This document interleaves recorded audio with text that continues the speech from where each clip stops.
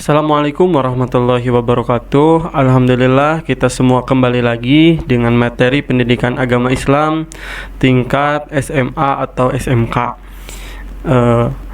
Pada pekan kedua kali ini saya akan membahas lanjutan dari materi pekan pertama tentang meraih kesuksesan dengan kompetensi dalam kebaikan dan etos kerja. Quran Surat Al-Maidah Surat ke-5 ayat ke-48 dan Quran Surat At-Taubah Surat ke-9 ayat 105. Jadi materi ini adalah materi yang sudah menjadi sekolah penggerak ataupun sekolah yang berbasis Center of Excellence. Ada perbedaan antara sekolah yang sudah CEO atau Center of Excellence dan sekolah yang belum Center of Excellence. Nah, ini kita akan membahas mata pelajaran pendidikan agama Islam yang sudah sekolah penggerak atau sekolah yang berbasis Center of Excellence. Perlu kita ketahui program sekolah penggerak adalah upaya untuk mewujudkan visi pendidikan Indonesia dalam mewujudkan Indonesia maju yang berdaulat, mandiri, dan berkepribadian melalui terciptanya pelajaran Pancasila.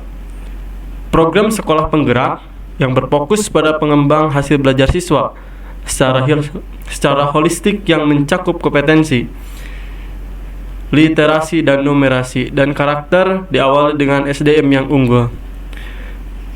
Jadi sekolah yang unggul, SDM yang unggul itu kepala sekolahnya dan maupun gurunya.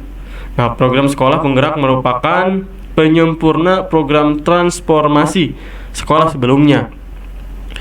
Program sekolah penggerak akan mengakselerasi sekolah negeri atau swasta di seluruh kondisi sekolah untuk bergerak 1 sampai 2 tahap lebih maju. Program dilakukan bertahap dan terintegrasi dengan ekosistem hingga seluruh sekolah di Indonesia menjadi program sekolah penggerak. Nah, itu secara singkat apa itu program sekolah penggerak. Lanjut kepada materi. Pada pekan pertama kita membahas Quran Surat Al-Maidah tentang kompetensi dalam kebaikan. Kemarin kita sudah sedikit perkenalan, memahami sedikit tentang kompetensi dalam kebaikan. Selanjutnya kita akan membahas isi kandungan, asbabun nuzul, dan menelah tafsir Quran Surat Al-Maidah.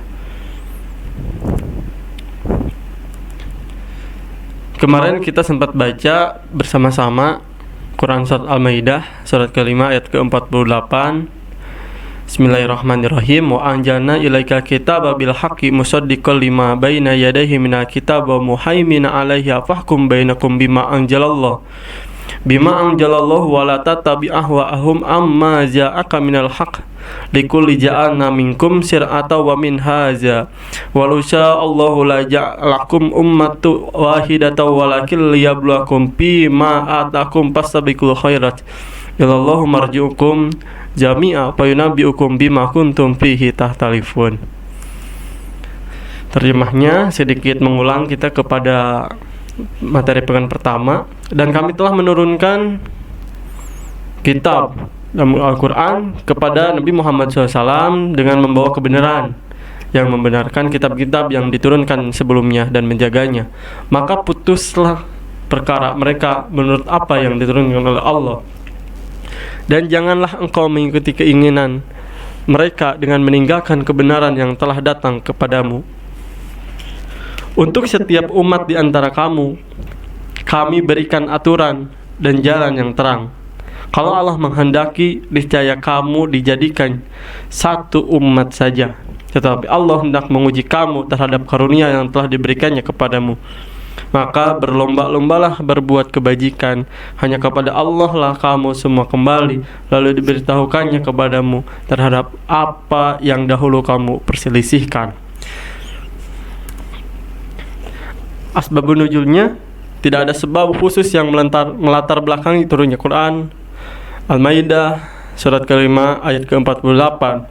Serta Al-Maidah termasuk golongan surat Madaniyah, yakni surat yang turun setelah hijrahnya Nabi. Menurut riwayat Imam Ahmad, surat ini diturunkan saat Nabi Muhammad SAW sedang menunggang unta. Bagian paha unta tersebut hampir saja patah karena sangat beratnya wahyu yang diterima oleh Allah. Karena sangat beratnya wahyu yang diterima oleh Nabi Muhammad SAW.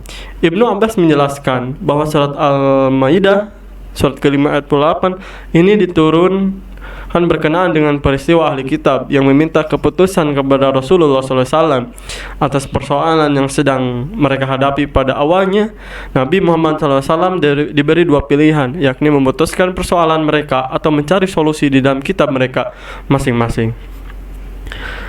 Namun Allah Subhanahu wa taala menurunkan ayat ini sebagai petunjuk bagi Nabi Muhammad SAW atas pertanyaan ahli kitab tersebut. Nah, di sini lanjut menelaah tafsir Quran surat Al-Maidah surat kelima ayat ke-48. Nah, di sini ada tafsir dari Al-Misbah Quran surat Al-Maidah ayat 48 yang mengandung pesan-pesan mulia yang insya Allah nih nanti kita bisa diterapkan ke kehidupan kita dengan memahami kandungannya, asbabun nuzulnya, dan juga menelaah tafsir. Jadi kita akan lebih paham untuk memahami ayat ke-48 surat Al-Maidah ini. Nah, apa yang pertama pesan-pesan yang ada di dalam Quran surat Al-Maidah ayat ke-48? Yang pertama adalah Al-Quran diturunkan oleh Allah Subhanahu wa taala dengan hak, yaitu kebenaran, yakni hak dalam kandungannya, cara turunnya, maupun yang mengantarnya, turunnya Jibril alaihi salam. Yang kedua, kitab Al-Quran berfungsi membenarkan kitab-kitab sebelumnya. Nah, apa itu kitab-kitab sebelumnya? Yakni Taurat yang diturunkan kepada Nabi Musa alaihi salam, Zabur yang diturunkan kepada Nabi Daud alaihi salam, dan Injil yang diturunkan kepada Nabi Isa alaihi salam. Nah, dalam hal ini Al-Quran adalah muhaimin terhadap kitab-kitab yang terdahulu karena ia menjadi saksi atas kebenarannya, kandungannya kitab-kitab terdahulu. Yang ketiga, kitab suci Al-Quran juga menjadi pengawas, pemelihara, penjaga kitab-kitab terdahulu dan menjadi tolak ukur kebenaran terhadapnya serta menjadi saksi untuk keabsahan. Nah, dalam kedudukannya sebagai pemelihara, Al-Quran juga memelihara dan mengukuhkan prinsip ajaran ilahi yang bersifat universal dan mengandung kemaslahatan abadi bagi umat manusia sepanjang masa.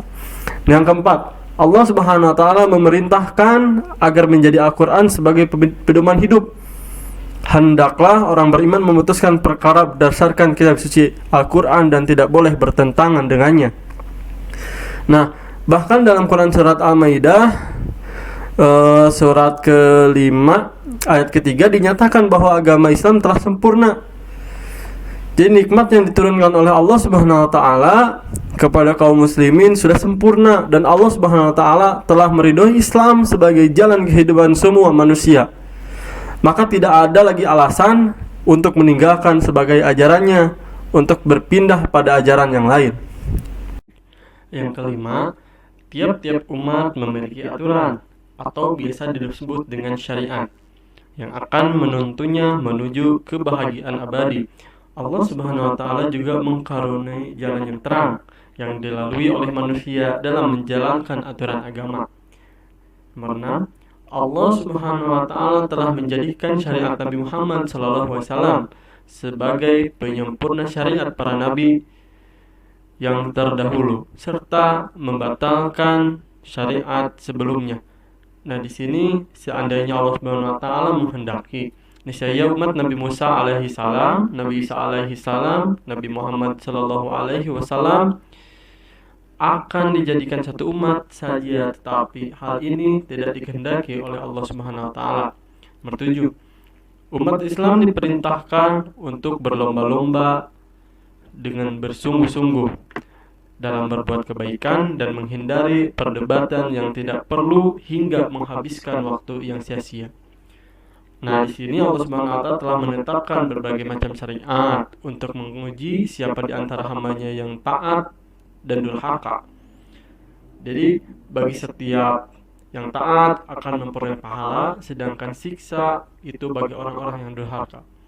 Sesungguhnya semua manusia akan kembali kepada Allah Subhanahu wa Ta'ala dan akan diberitahukan apa yang telah diperselisihkan. Hal yang diperselisihkan ini adalah tentang kehidupan akhirat.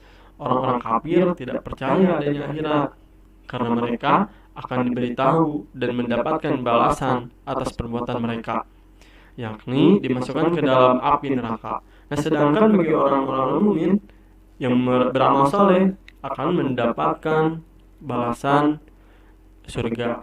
Jadi umat Islam diperintahkan untuk berlomba-lomba dengan sungguh-sungguh dalam berbuat kebaikan dan menghindari perdebatan yang tidak perlu hingga menghabiskan waktu yang sia-sia.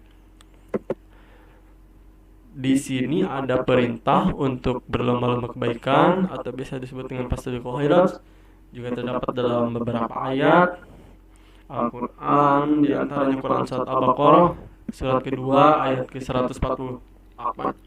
Bismillahirrahmanirrahim. Walikulli wijhatun huwa mauliha fastabiqul khairat aynama takunu ya'ti bikumullahu jami'a innallaha ala kulli syai'in qadir. Yang artinya, dan setiap umat mempunyai kiblat yang dia menghadap kepadanya, maka berlomba-lombalah kamu dalam kebaikan.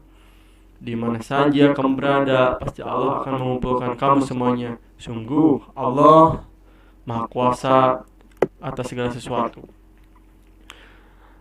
Di sini ada hadis yang menganjurkan umatnya untuk bersegera dalam berbuat kebaikan.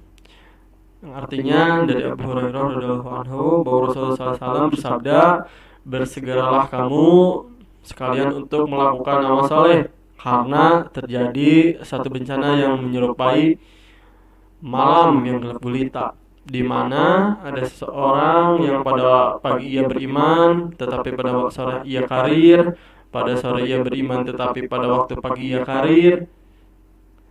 Ia rela menukar agamanya dengan sedikit keuntungan dunia. Di sini ada hadis riwayat Bukhari Muslim.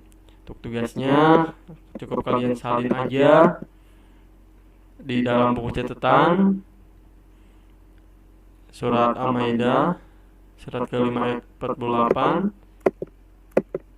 beserta artinya, dan juga tulis juga Quran surat Al-Baqarah surat kedua ayat 148 beserta artinya untuk materi pekan kedua. Dicukupkan sekian, tutup dengan doa. Bila taufiq wal hidayah. Assalamualaikum warahmatullahi wabarakatuh.